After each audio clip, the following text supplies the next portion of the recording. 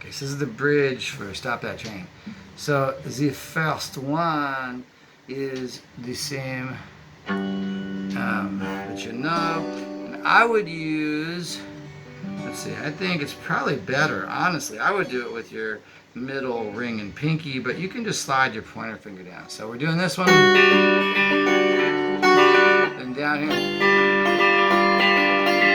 Then you go down to the D over F sharp, so he's lifting up, then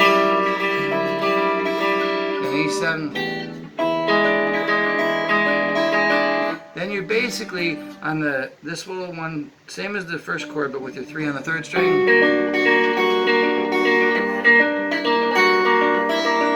Then D over F sharp. You're staying on D over F sharp for the whole rest of the time.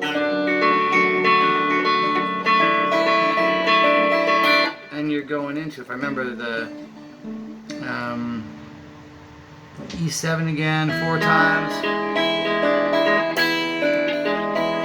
And that rundown where you have. Cool. Cool. And the only other parts are the one that's like Blackbird, you do the 2nd fret. And again. You do this 3 times.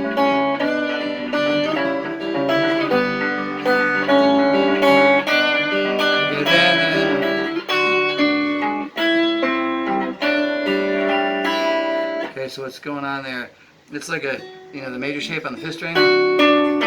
Slide down, hit the 5th string open. So you get the 2nd, 3rd, and 4th string. Now get 3 on the 2nd and 5 on the 4th, hit the 6th string. And then it changes a tiny bit. You go back to that shape you had in the bridge with the 3 on the 3rd string.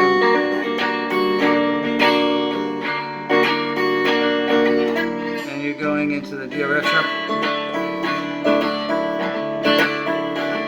E7.